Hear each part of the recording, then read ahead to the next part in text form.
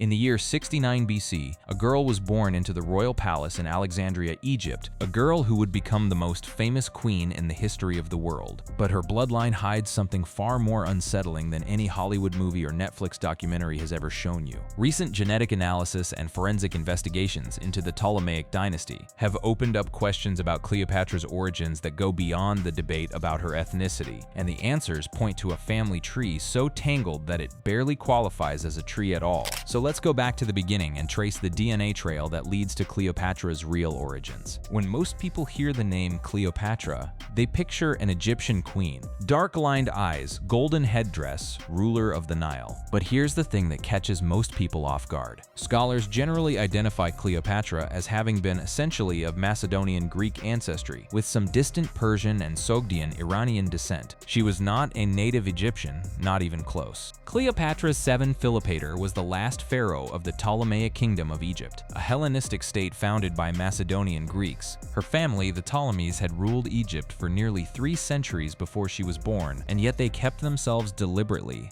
almost obsessively, separate from the Egyptian population they governed. Marrying within the royal family meant never having to dilute their Macedonian blood with that of the native Egyptians. It all started with one man. Everything changed in 332 BC when Alexander the Great conquered Persian-controlled Egypt. After Alexander's death in 323 BC, his empire quickly unraveled. Amid competing claims by his closest friends and companions, control of Egypt was won by Ptolemy, a Macedonian who was one of Alexander's most trusted generals and confidants. In 305 BC, Ptolemy declared himself pharaoh. Adopting the title was intended to legitimize their rule and gain recognition from native Egyptians. So from the very start, this dynasty was foreign. The Ptolemies were Macedonian Greeks wearing the pharaoh's crown. The new dynasty showed respect to local traditions and adopted the Egyptian titles and iconography, while also preserving their own Greek language and culture. They spoke Greek. They worshipped Greek gods alongside Egyptian ones, and they built Alexandria into a beacon of Hellenistic civilization.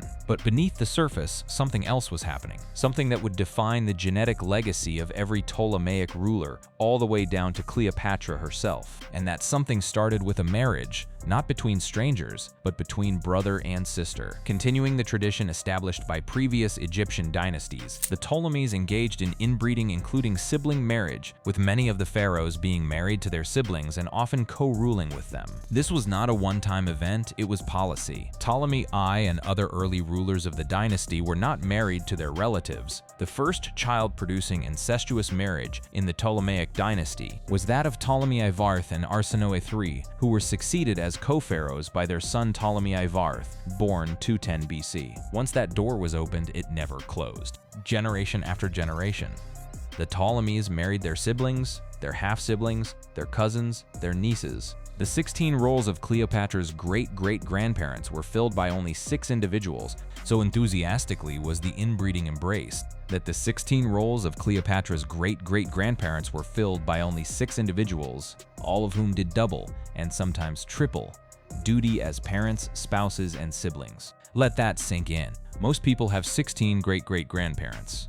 Cleopatra had 6. And some of those 6 occupied multiple branches of her family tree simultaneously, as both parent and uncle, as both mother and aunt. Her family tree didn't branch out.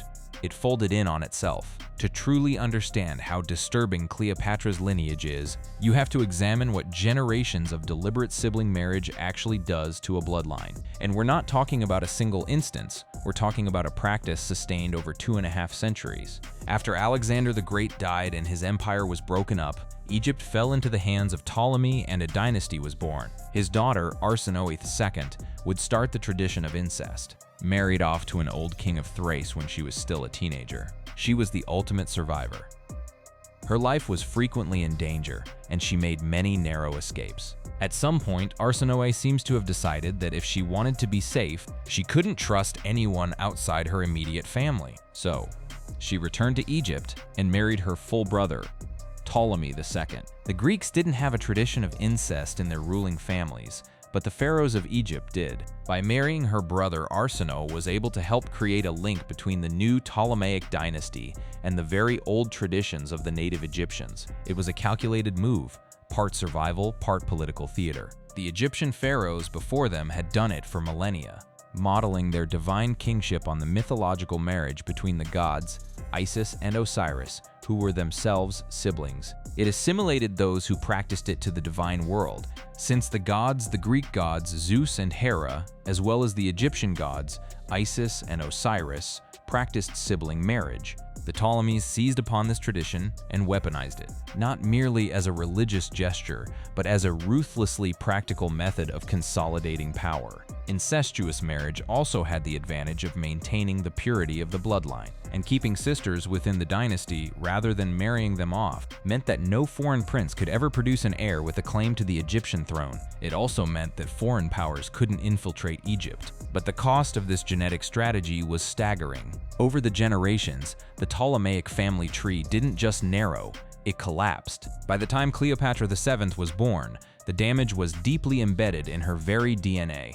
According to genealogical calculations, Cleopatra VII had an astonishingly high coefficient of inbreeding of 45.38%. To put that in perspective, if Alati's parents had been full siblings, that combined with all the inbreeding that went on in previous generations of the Ptolemaic family tree would give him an inbreeding coefficient of about 39%. Even Charles II of Spain, who famously suffered from all kinds of health issues and genetic defects, as a result of being severely inbred only, had an inbreeding coefficient of around 25%. Charles II of Spain, the poster child for royal inbreeding in Europe, the man so disabled he could barely chew his own food, had a coefficient that was almost half of Cleopatra's. The Habsburgs, with their famous jutting jaws and withered bloodline, look like amateurs compared to the Ptolemies. And yet somehow Cleopatra functioned. She didn't just function, she was reportedly brilliant, spoke multiple languages, commanded armies, seduced two of the most powerful men in the Roman Republic, and held an empire together for over 2 decades. That contradiction between her extremely inbred genetics and her extraordinary capabilities is one of the most perplexing mysteries in all of ancient history. Contemporaries describe a number of the Ptolemaic dynasty members as extremely obese, while sculptures and coins reveal prominent eyes and swollen necks. Familial Graves' disease could explain the swollen necks and eye prominence, although this is unlikely to occur in the presence of morbid obesity.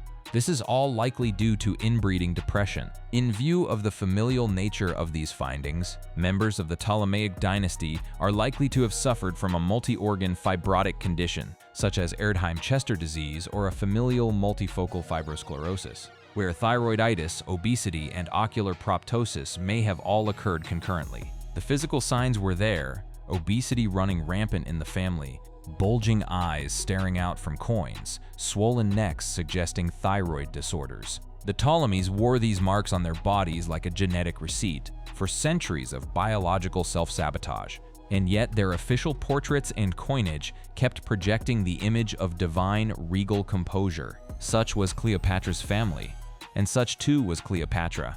She had a sister and a brother killed, waged war against another brother, and seems to have run to the family plumpness. When Diana Preston asked an archaeosteologist to create a model of Cleopatra based on her image on coins and the busts of other members of her inbred family, the result, fleshy-faced and hawk-nosed, with a protruding chin and an underhang beneath the jaw. The real Cleopatra, in other words, was no Elizabeth Taylor. Now, here's where the story takes an even stranger turn. Because amid all the inbreeding and the meticulously documented genealogies of the Ptolemaic dynasty, there is one glaring hole in Cleopatra's family tree, and that hole is her mother. We do not know for certain the identity of Cleopatra's mother and the queen's grandmothers on both sides. In fact, Alexandrians at the time referred to her father as Nothos, or the bastard. All of this is important because the Ptolemies, including Cleopatra's grandfather and father, were well known to have Egyptian partners and mistresses. The people of Alexandria openly called him the bastard because his own legitimacy was in question. Not a Ptolemaic princess, probably a Greek courtesan. So Cleopatra's father was already the product of an illicit relationship. His mother was not a royal sister or cousin. She was likely an outsider, a Greek concubine. That alone was a crack in the Ptolemaic bloodline's supposed purity. But it gets murkier. While the identity of Cleopatra Philopator's mother is uncertain, she is generally believed to be Cleopatra V of Egypt, the sister or cousin wife of Ptolemy XII Auletes. Believed, not confirmed, not recorded with certainty. Believed The most prominent gaps are found in Cleopatra's mother's identity and her grandmother's. In 2009, a group of BBC presenters archaeologists proposed, based on analysis of a body claimed to be that of Arsinoe, Cleopatra's sister, that their mother had an African skeleton. This claim set off a firestorm. If Cleopatra's mother, or even her half-sister's mother, had non-Greek ancestry, it would completely upend centuries of assumptions about the Ptolemaic bloodline. Some scholars speculated that the Ptolemies, despite their obsession with genetic purity, had been quietly taking Egyptian or North African mistresses all along. Dwayne W. Roller speculates that Cleopatra VII could have been the daughter of a hypothetical half-Macedonian Greek, half-Egyptian woman belonging to the priestly family of Ptah, located in Memphis in northern Egypt. If that were true, it would mean Cleopatra carried within her a woman who was neither fully Greek nor fully Egyptian, but something altogether new. While her mother remains uncertain, possibly Cleopatra v. Tryphina, who may have had partial Egyptian descent. Historical evidence indicates Cleopatra was at minimum 3/4 Macedonian Greek, with no substantiated non-Mediterranean elements in her forebears. But the very fact that scholars have to estimate and qualify tells us something important. The Ptolemies' claim to genetic purity was always more propaganda than reality. That the Library of Alexandria was destroyed, and so much of the ancient city is underwater or underground, means that limited material evidence exists. The records that might have answered these questions definitively are gone, burned, sunk, or crumbled to dust across 2 millennia. In 1926, Austrian archaeologists excavating in Ephesus, Turkey, cracked open an octagonal tomb of unusual grandeur. Inside they found a skeleton, and for decades, that skeleton would be at the center of the biggest DNA controversy in ancient history. In 2009, a BBC documentary speculated that Arsinoe IV of Egypt, the half-sister of Cleopatra VII, may have been part North African, and then further speculated that Cleopatra's mother, thus Cleopatra herself, might also have been part North African. This was based largely on the claims of Hilke Tur of the Austrian Academy of Sciences, who in the 1990s had examined a headless skeleton of a female child. In a 20 BCE tomb in Ephesus, together with the old notes and photographs of the now missing skull, she hypothesized the body as that of Arsinoe. Arsinoe and Cleopatra shared the same father, Ptolemy XII Auletes, but may have had different mothers, with Tur claiming the alleged African ancestry came from the skeleton's mother. The BBC documentary Cleopatra: Portrait of a Killer aired in March 2009 and made waves around the world. The premise was explosive, that the remains of Cleopatra's sister Arsinoe IV had been found, and that forensic reconstruction of the missing skull suggested African ancestry. Caroline Wilkinson, a forensic anthropologist, stated, "It has got this long head shape. That's something you see quite frequently in ancient Egyptians and Black Africans. It could suggest a mixture of ancestry. The implication was seismic. If Arsinoe had African heritage, and if she and Cleopatra shared the same mother, then Cleopatra herself could have been of mixed ancestry, part Macedonian Greek, part African." It was the kind of revelation that could rewrite the history books. But there was a problem. Several problems, actually. Clarence C. et al. Demonstrated that skull measurements are not a reliable indicator of race, and the measurements were jotted down in 1920 before modern forensic science took hold. The skull itself had vanished during World War II. The skull was lost in Germany during World War II, which meant that all the forensic analysis had been performed on decades-old photographs and handwritten notes from the 1920s, not on the actual bone itself. No DNA had been successfully extracted. The evidence was tenuous at best. Arsinoe and Cleopatra shared the same father, Ptolemy XII Auletes, but may have had different mothers, with Tur claiming the alleged African ancestry came from the individual's mother. Even if the skeleton did belong to Arsinoe, and even if Arsinoe did have African ancestry, that wouldn't necessarily tell us anything about Cleopatra, because the two sisters may have had entirely different mothers. And then in January 2025, the entire theory was demolished. New genetic and radiocarbon evidence reveal the octagon tomb in Ephesus housed a boy with developmental disorders, not Cleopatra's half-sister.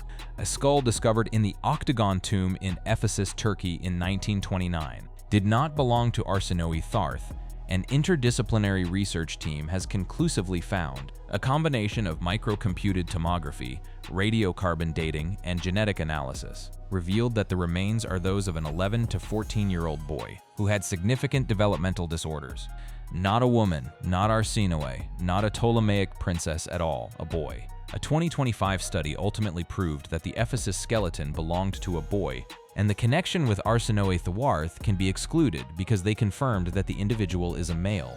The cranium represents an 11 to 14-year-old boy who suffered from significant developmental disturbances. Genetics suggest an ancestry from the Italian peninsula or Sardinia, the skeleton that had driven more than 15 years of speculation, that had inspired a BBC documentary, and that had fueled arguments about Cleopatra's African heritage, was a Roman boy from Italy with developmental disorders. The entire foundation of the African Cleopatra DNA theory was built on a case of mistaken identity. In 2025, a study was published that identified the body as belonging to a teenage boy, thus ultimately disproving the theory about the skeleton being remains of Arsinoe. To date, no confirmed tomb of any Ptolemaic ruler has been found. Consequently, genetic testing on Ptolemaic remains is impossible. So where does all of this leave us? What does modern science actually tell us about Cleopatra's real origins? The answer is both straightforward and deeply uncomfortable. There is a general consensus among scholars that she was predominantly of Macedonian Greek ancestry, and minorly of Iranian descent, Sogdian and Persian. Her family tree traces back through an unbroken line of Macedonian Greek rulers to Ptolemy I Soter, a general who served under Alexander the Great. The Ptolemaic rulers, descending from Ptolemy I Soter, a Macedonian general under Alexander the Great, maintained a lineage that emphasized Greek heritage through repeated sibling and cousin marriages to preserve dynastic purity, with Cleopatra's paternal genealogy tracing unbroken to these Hellenistic roots. But the disturbing truth isn't really about whether Cleopatra was Greek or Egyptian or African. It's about what that family did to itself in the name of power. There is little in the ancient record to support the common claim that the Ptolemies suffered extensively from the deleterious genetic effects of inbreeding. The various theories so far put forward as explanations for Ptolemaic incest offer at best only a partial rationale for this dynastic practice. The most compelling rationale for Ptolemaic incest is to be found in complex and perhaps unconscious symbolic motivations. For the Ptolemies, inbreeding was not an accident or a failure. It was a deliberate dynastic signature. For the Ptolemies, incest was, like the Trufae for which they were so notorious, a dynastic signature which highlighted their singularity, and above all, their power. They wanted to be different. They needed to be different. They were Macedonian Greeks sitting on an Egyptian throne, trying to convince millions of native Egyptians that they were divine pharaohs. What better way to prove their godhood than to emulate the gods, to marry their siblings just as Isis married Osiris, just as Zeus married Hera? Incestuous marriages emulated Egyptian pharaohs and resonated with divine associations, linking Ptolemies to gods like Osiris and Isis. And so they persisted, generation after generation, folding their bloodline in on itself, until Cleopatra had only 2 pairs of great-grandparents instead of the usual 8. Due to inbreeding amongst the Ptolemies, Cleopatra had only 2 pairs of great-grandparents. One of those pairs was the son and daughter of the other. The genetic math is dizzying. The best-known Ptolemaic pharaoh, Cleopatra VII, was at different times married to and ruled with 2 of her brothers. She didn't just inherit this legacy of inbreeding, she continued it, marrying Ptolemy XIII and then Ptolemy XIV, her own brothers, as co-rulers. Not by choice in any romantic sense, but because that was the way of the dynasty. It had always been the way. You might assume that the Ptolemaic gene pool would produce a lot of inbred, drooling abominations, but aside from a tendency towards weight gain and buggy eyes, the Ptolemies don't appear to have suffered any genetic abnormalities, unless you count the unflinching resolve to murder your siblings as a matter of nature rather than nurture. Apparently, familiarity breeds contempt, and the Ptolemies became a fratricidal lot. The family infighting was ruthless and deadly. There was no defense against those family dynamics. And therein lies perhaps the most disturbing element of Cleopatra's origins: the genetic analysis, the DNA research, the forensic anthropology. All of it points to the same conclusion. Cleopatra was not the exotic multicultural figure that some have wanted her to be, nor was she the purely Greek figure that others have insisted upon. She was something far more complicated and unsettling, the end product of a 300-year genetic experiment in which a single family tried to become gods by marrying themselves. Cleopatra does not have a race as we understand it, and to make any claims to being able to identify the true racial background of Cleopatra is to perpetuate a modern political position. As Professor Rebecca Fudo Kennedy of Denison University has argued, race as we understand it today did not exist in the ancient world. The largely binary racial terms being used today are anachronistic and can hardly be applied to Cleopatra's context. With the exception of Jews, ethnicities weren't really recorded in early Egyptian history. In Alexandria especially, there was no normative race. Genetic makeup was varied as people from across the region, from Europeans to Nubians, lived and married on its lands. The real revelation isn't about skin color or continental origin. The real revelation is that the most powerful woman in the ancient world was born from a dynasty that systematically destroyed its own genetic diversity in order to hold on to power. She was brilliant despite her bloodline, not because of it. She was a monument to what human ambition can accomplish even when biology has been stacked against you. A woman with more inbreeding in her DNA than the most famously deformed king in European history, and yet she held the world in the palm of her hand. That is the disturbing truth about Cleopatra's real origins. Not that she was black or white or Egyptian or Greek, but that she shouldn't have been functional at all. And yet she was arguably the most capable ruler of her age, commanding the loyalty of millions and the desire of Rome's greatest generals. The DNA doesn't lie. But in Cleopatra's case, it doesn't tell the whole story either. Because the woman who emerged from the wreckage of the most inbred family tree in recorded history was no genetic cautionary tale. She was a force that nearly changed the trajectory of Western civilization itself. And her tomb. To date, no confirmed tomb of any Ptolemaic ruler has been found. It's still out there somewhere, lost beneath the waters of Alexandria or buried beneath the sands of Egypt. And until someone finds it, the final chapter of Cleopatra's DNA story remains unwritten.